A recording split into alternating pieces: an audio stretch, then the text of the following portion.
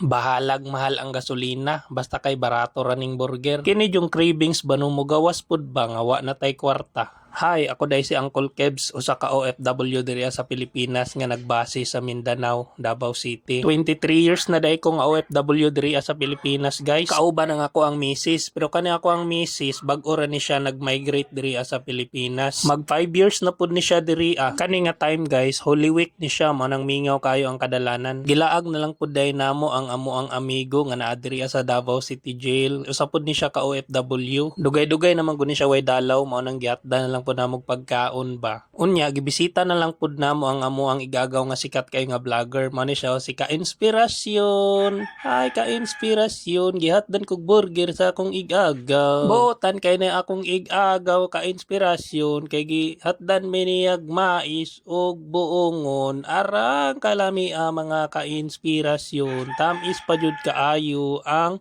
iyahang gidala nga mais. Ato na lang pong testingan ning pinakasikat nila diri ang Minute Burger sa Davao City, guys. Mao nang Minute Burger kay kaya ra daw ni nila lutuon ang burger within 20 seconds. Ang pinakaganahan lang nako diri sa Pilipinas sa may bandang Davao City, guys, kay daghan kaayo og namaligya og burger. Buy one take one pa jud siya. Kung curious mo unsay naa sa Pilipinas, mga laaganan, mga pagkaon ay magkabalaka kay daghan pa kay kog moabutay nga vlog, makita ra na ninyo. Pero ma-upload ra to siya nga video kung mo-follow og mo-like og mo-share mo. Mao ni akong pinaka-paborito orderon sa Minute Burger, kaning black pepper. Buy one take one pod ni siya, 89 pesos lang. Kung i-convert na nimo siya sa ato ang currency, mukabat ra ni siya og $1.80.